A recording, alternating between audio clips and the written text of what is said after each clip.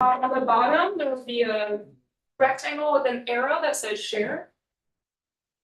Good afternoon. Welcome back again to House Transportation. Again on Wednesday, February 5th. And between now and floor time, we have Bill Smith in to represent Vermont Truck and Bus Association, which is going to take us in a lot of different directions of information and questions and policy. And welcome to the committee, and we're welcome back to this year. And please take it away. I would love to, Chairman. I'm not quite sure I'm Uh-oh. up and running. I can see on the camera, so you're here. If you click the rectangular box that says share, then it should allow you permissions to share your screen. Okay. I was gonna go off your downloads, but I'm gonna use mine. Here's what we'll do.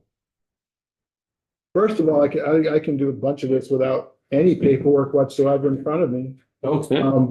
In fact, let's go there. So I'm Bill Smith. I'm a lawyer in Northfield, Vermont. I've been down there for 20 years now. Before that, I was in the Essex Junction area at a different law firm. But it's just me now. And I'm just going to take this off. That's okay with you. So I represent the Vermont Truck and Bus Association and the Vermont Retail Lumber Dealers Association. Seemed to make sense to me to kind of, because they have very similar transportation issues, to kind of combine them into one for you folks.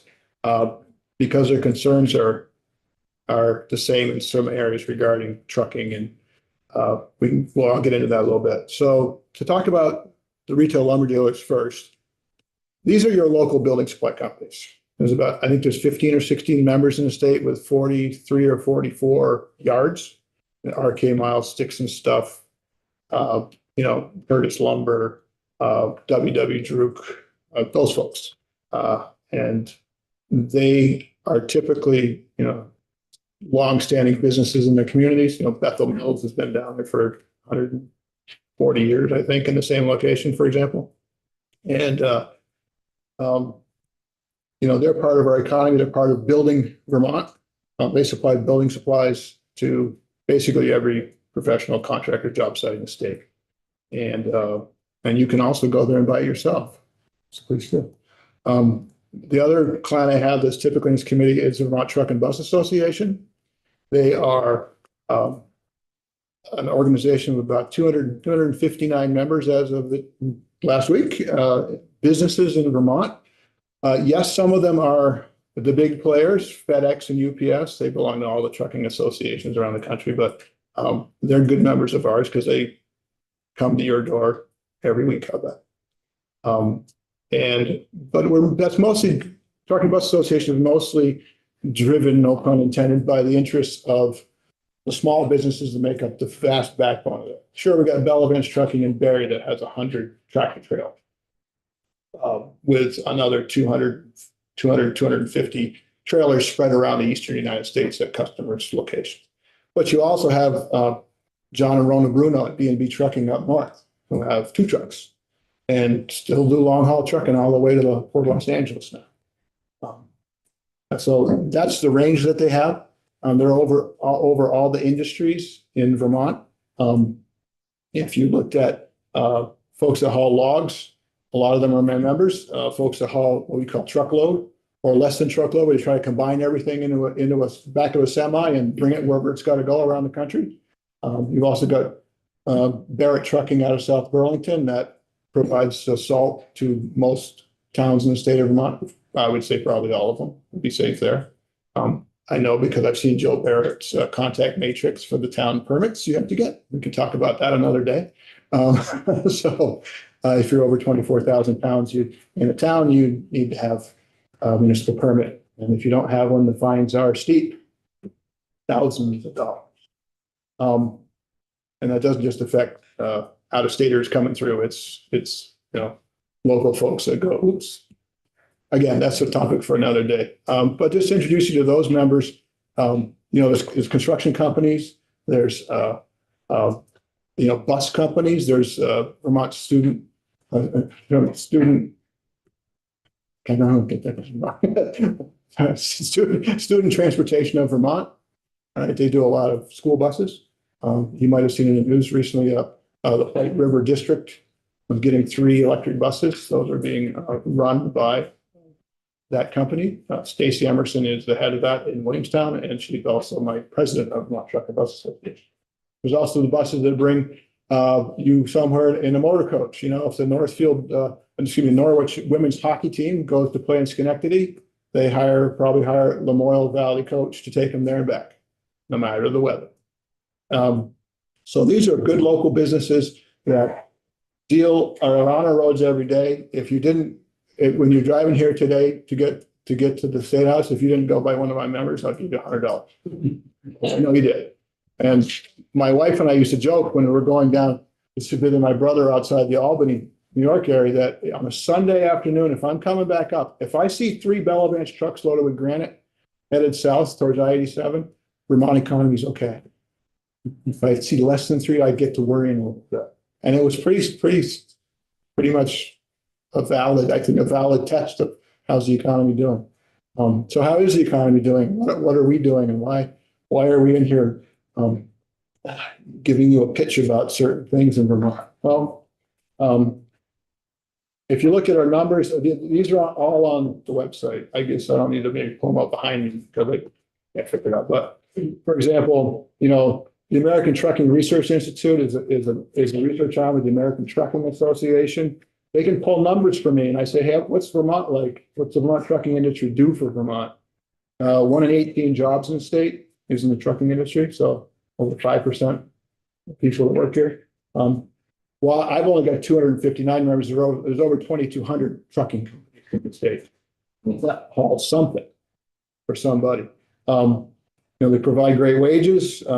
Average salary in the trucking industry is $54,000 a year. Long haul truckers make over $70,000 a year, sometimes significantly more than that. 85% of our towns are 100% supplied by trucks. Grocery store, your hardware store, what comes to your door from your Amazon purchases, whatever it is. If 85% of the towns in the state of Vermont only gets things there and from there on the back of a truck. Now, we didn't make this situation. I mean, we all know that after World War II, this country built interstates, and we moved away from the rail infrastructure that we had built up over 100 years before that.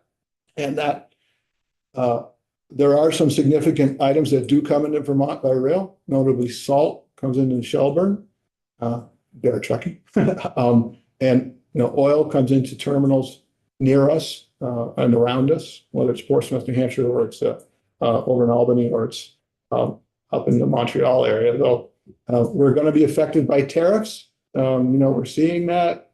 That's a worry. There's worry for the building supply folks. There's a worry for the trucking industry. As a point of interest, over 95% of the building lumber in Vermont comes in through Canada. So price of those houses that the governor asked us to make more affordable and plentiful just went up. And, if my member companies are charged it, they'll pass it along. They need to stay in business. So it's going to be all the rest of us paying that stuff. Now, so those are concerns that we're looking at. It's a good industry. That's good jobs, good local jobs. You can go to your tech center and become a diesel mechanic and get out and start making some good money right away. Can't quite get your CDL lined up in high school because you got to be a little older to get that. But we can get you started on that. There's also great programs there that we do with the schools. For example, the building trades, the retail lumber dealers are very integrated into their local CTE centers. They provide the materials. They also provide training. They provide sites where those students can go out and actually get their hands on and do something, which are more of the students, frankly, I think we need in the state of Vermont.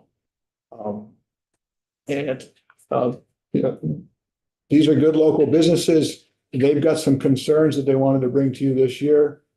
We always come in and talk about taxes. We always come in and talk about fees. When the miscellaneous DMV bill gets here, we'll chat about it, I'm sure.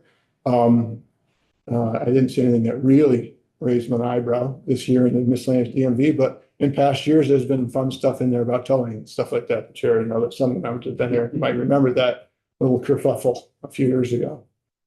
Still not sorry.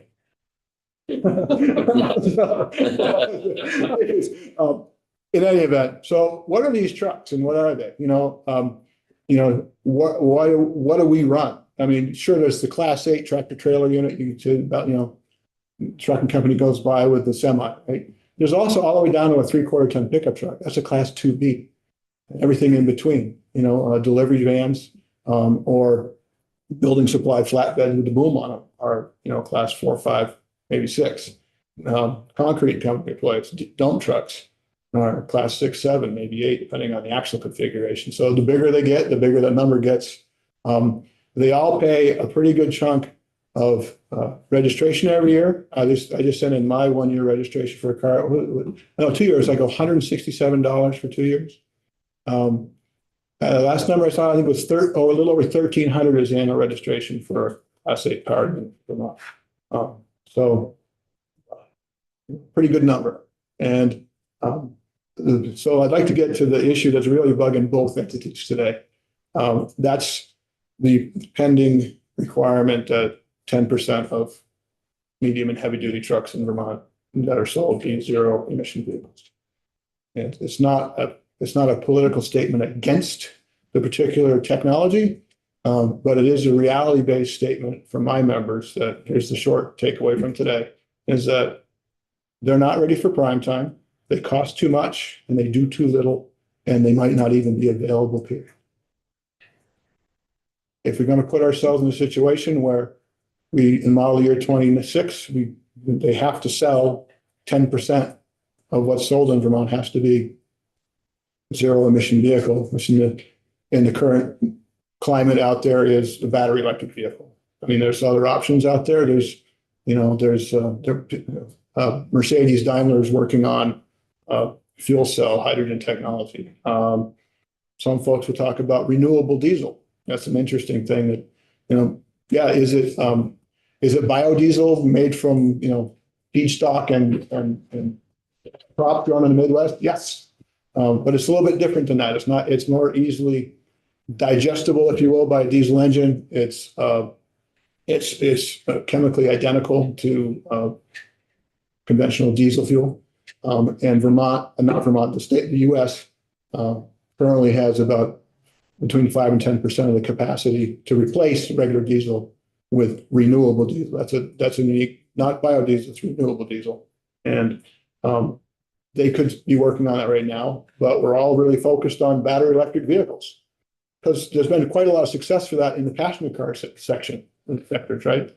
I mean, through putting a fair amount of money and advertising in and getting people to see that you need to step away from the internal combustion engines where you can, it can make a lot of sense. I certainly know a lot of folks that drive battery electric vehicle, plug-in vehicles that they work quite well for the 10 to 30 mile round trip commute, and maybe stopping at the grocery store on the way back or picking your kids up from school. They work for that. But if you need to run a load of salt from Shelburne to Canaan, and it's 5 below zero and the town's out of salt, Joe Barrett's not going to get the electric truck going because it ain't going to make it there, let alone make it back.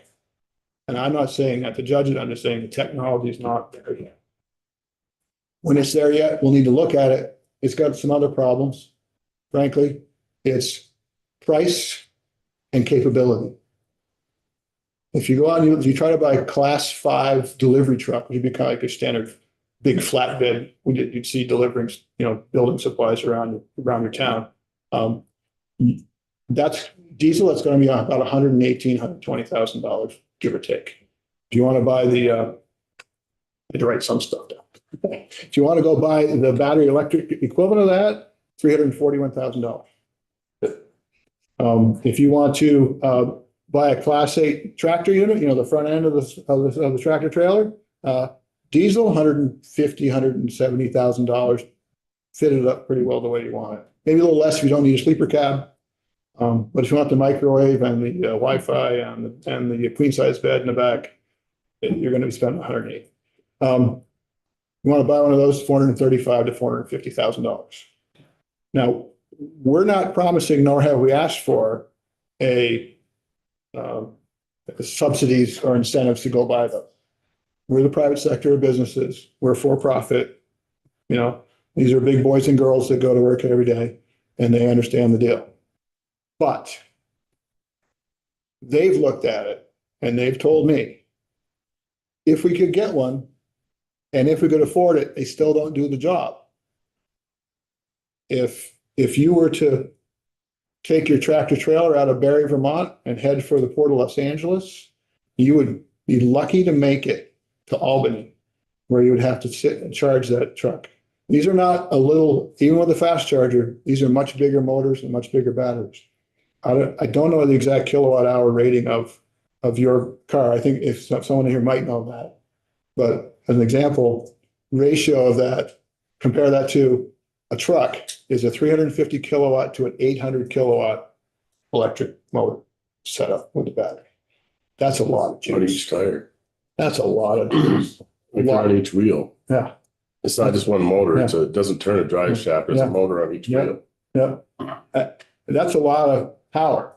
And it's not going to get, if it goes into that battery fast enough, it's going to get hot. Or it could be fine. Right? Now, here's what we've seen with the buses, our school buses. Now, other buses, motor coaches and certain kinds of passenger hauling buses are exempt from the rule, but school buses are not. They are in this the same as everyone else. They're just considered, they're in that middle category, class 4 to 6, where they have to have 13% sold in Vermont. Have to be, and this is over time, right? I understand that there's all sorts of discussion about credits and banking, and you can buy credits, and all the manufacturers have been buying credits from a guy named Elon Musk and Tesla over the years. Last year, my numbers I've heard, and you can double check Matt Coda with this tomorrow, I think he's coming in tomorrow, is that they were paid $750 million last year to buy the credits because the other manufacturers aren't there yet. Now, and that might explain perhaps why he spent $250 million on a presidential race. Your mileage may vary. Hope I don't get horribly smashed on the internet after people watch this, but you never know. And so what does all that mean for the Vermont companies that I represent? It means that those manufacturers aren't going to be sending trucks, battery electric trucks into Vermont to sell. And if they do, they're going to require that they be sold before they sell a diesel truck. And if your public that buys from you doesn't want to buy something, the manufacturers don't care. Right? So so we're going to be squeezing this balloon in Vermont, and it's going to be happening in a fairly messy way. And on those showroom floors and amongst those people, some of the dealers, the truck dealers are members of my association. I think I have 5 of the heavy truck dealers in Vermont are members of the association. They have longstanding business relationships with the rest of the members. They absolutely are, as invested in their customers as their customers are in them. And what I'm hearing from them is if they want to sell an electric heavy truck, they got to put at least one charger into their dealership. One dealer, who I won't call him out by name, but please, this is one of my members told me this. He was quoted by Green Mountain Power $280,000 to install a charging station at his dealership. And at the time, he had one battery-powered electric truck in Vermont that was a customer of his. So what are they going to do? I don't know. What are my members going to do? They can't just go across the river and then just go to New Hampshire and buy your truck, bring it back. There are fines, I understand, associated with this, and I'm going to tee that up for Matt Coda again. Like if a Vermont business goes over and buys a truck over there and registers it in Vermont, that doesn't count for someone's count. Vermont doesn't get to count that one as a percentage for electric trucks. And there may be a monetary fine associated with that issue levied on the manufacturer, which gets passed down to the dealer. Representative Couch is. Yeah, I mean, this is all good information, and Yes, sir. I certainly don't disagree that, all these challenges are all true. I don't believe there's any fines. Okay. Anybody going out of state to buy whatever they want, but they're. Again, I may be using the word fine inaccurately, Representative, and to that I would defer to Matthew on it. Okay. Again, these aren't, and does that answer your question, sir? Yes, that's. Which on Which is. Good to meet you, Mr. Casey. If that was the situation, Mhm. say there was a fine. Yep. I mean, if I'm a business owner, right? I'll go over to New Hampshire and open up my business over there. I mean, for the amount of money that you're gonna spend on an electric vehicle, you go over, buy yourself a garage over there and start yourself a new business. That, Oh, that's an awfully long ways from now. In some places it's not. I understand. I can be over in New York in no time, and New Hampshire, I can be over there in 45 minutes. someone's gonna service your trucking needs as a consumer or a business owner or both in the state of Vermont. They don't have to be in Vermont.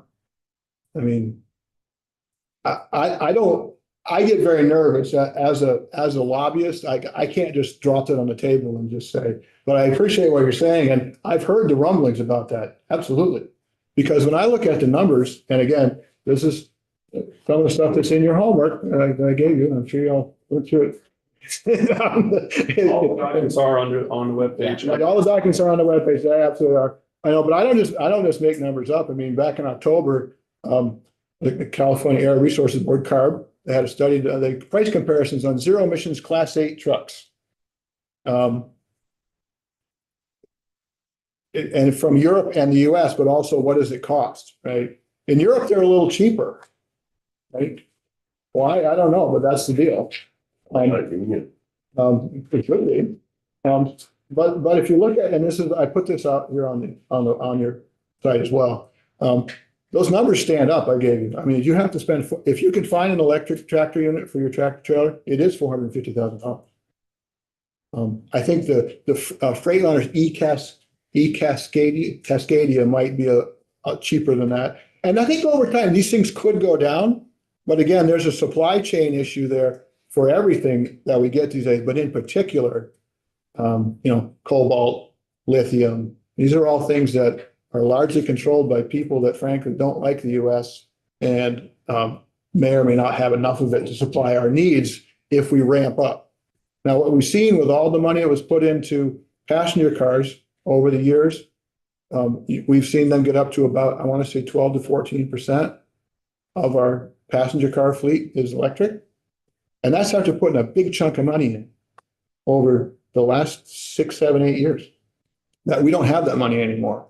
And I don't think we're likely to get a whole lot out of the feds on that, frankly, from what I'm seeing. So now we say, okay, diesel and medium and heavy duty trucks, now they need to be, a certain percentage sold as electric. And right now we're functioning at zero.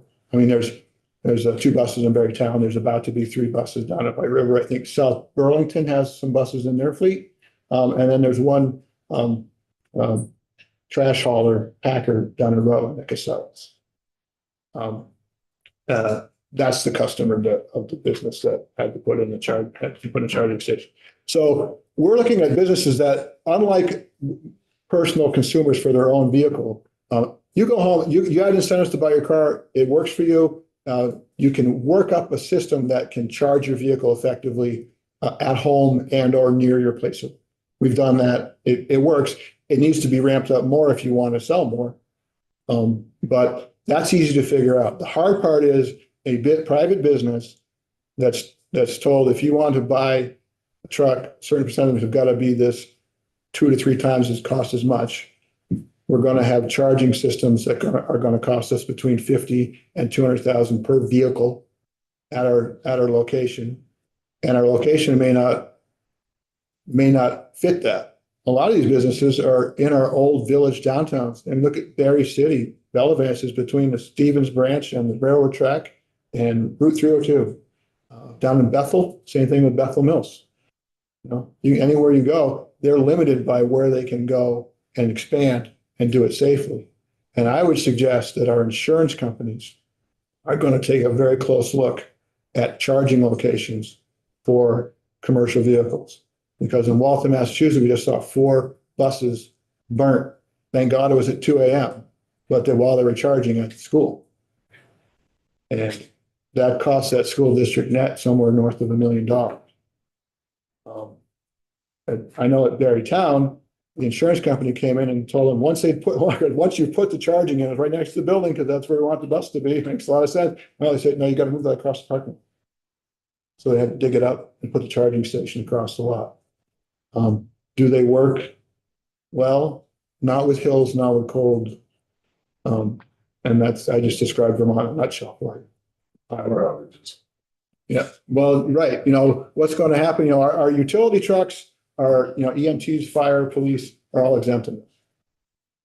So Green Mountain Power's looking to buy electric boom trucks.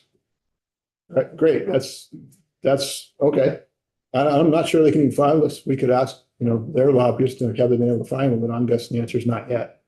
Those are quite specific vehicles that are need to be built, Yeah, okay. So where are we going with here and why am I giving you the doom and gloom here? It's because it's about to hit us. And, these businesses are going to be making economic choices, perhaps to keep the same trucks going. It's no surprise to me that around 40% of our medium and heavy duty truck commercial fleet in Vermont is more than 15 years old. It's because that's before the last big emissions requirement in 2010. I know of a trucking company that just spent $90,000 to repair a 2005 Class 8 tractor unit. Because it's a great truck, and two, because they don't want to get involved in the emission stuff, and they don't want to have any kind of battery thing going on. I'm like, okay, fine. You can't argue with that, but they got a $90,000 repair bill on a vehicle. That just blew my mind. But they were willing to spend it. To them, as a business decision, that made sense for their business. And when I see the numbers that are out there for the alternatives, I understand it. Now, all is not lost. Right? There is other technology coming along. We do want to move away from fossil fuel usage over time. It's just, we're not there yet. And the aggressive approach of advanced clean trucks, which is the rulemaking in California that we have here in Vermont, the aggressive time on it, in looking at it now, 3 years, 4 years after, 4.5 years after this was required. It's not a surprise to anyone. I think that it's too aggressive. The because we're stuck between the manufacturers and the regulators. If they're not going to bring trucks into Vermont, we'll go buy them somewhere else. And if it costs too much, we're thinking about going across the river. And I never thought I'd say that in a committee here and not get beat up. Because what you said was leave Vermont if you get idiocy. Right? You just don't say that. And in 20 plus years of doing this, I never had reasons. But I'm worried for these businesses. By the way, I'm a member too of Truck and Bus. I'm the only lawyer member of Truck and Bus Association. They're my clients, and I don't want them to go away. They're good family businesses, multi-generational businesses. So what, is it affordable? No. Should we work together? I mean, I listen to the governor's speeches. I really do, even after listening to them for 20 years, different governors. We should work together to try to figure out what we're going to do. And I'm just bringing you local businesses to say, can't do this. Now I look at what the state just filed. This is something I put in also, certain sections of the state of Vermont electric vehicle infrastructure deployment plan. Well, part of that's about where are we going to charge on the road trucks? It's in there. And I did read through it a couple of times last night before it put me to sleep. If you look at, where I gotta find it for you, but I really want to get this on the record. It's shocking. On page 13 of the report, talking about basically how many electric vehicles are in the state fleet. It struck me, it said, as of August 2024, nearly $54 million in federal and state funds have brought our public transit fleet to just over 66 electric vehicles. If you do the math, that's $818,000 per vehicle. Would somebody please stop that? Just as a taxpayer in the state of Vermont, could we look at that and just, I dropped my iPad last night when I read that. And I just thought, there's must be more to that. There's more subtlety to that than I will ever know. I know those programs are complicated and they're administered by smart people. But when I pull back, by expensive people. When I look at that, $54 million for 66 electric vehicles now in service or funded to become electric in the coming months. I've always worked in the private sector, and that don't fly. It would never fly.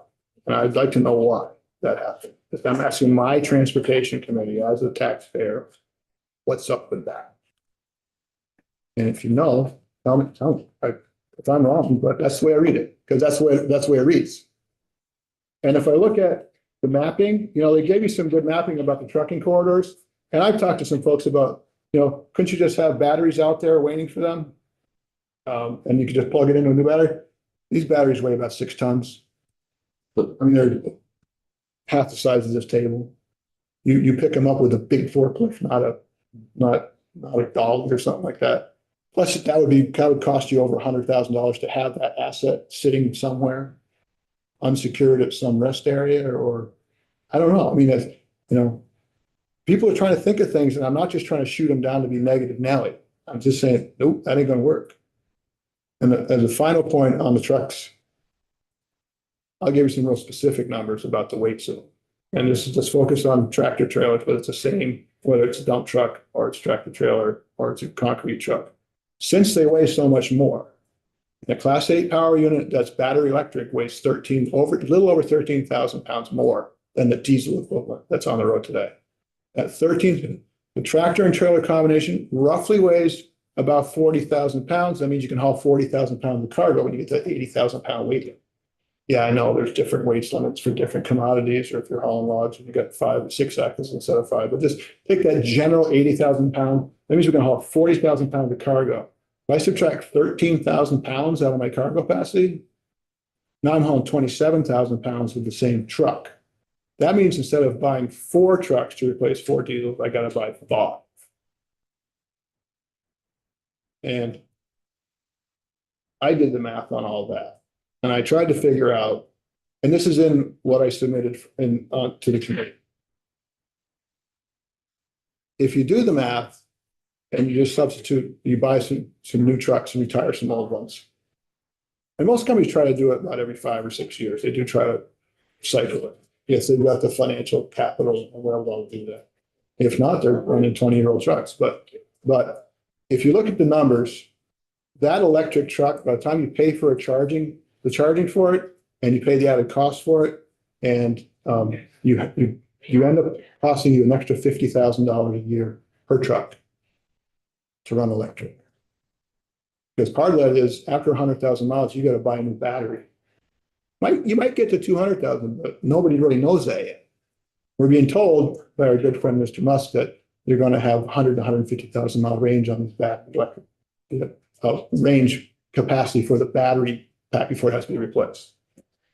We also were told you're going to have 500 or 600 miles range. We're also told we're going to have 20,000 on the road by 2020.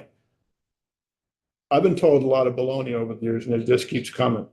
And I'm not just blaming Mr. Musk. I think there's a lot of pie in the sky theory out there that they haven't focused on what they need to focus on, which is providing transportation services to Americans and to Vermonters as inexpensively as possible, consistent with safety and a clean environment.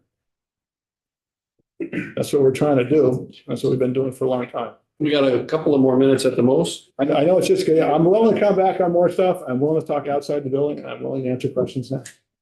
Representative. 2 questions.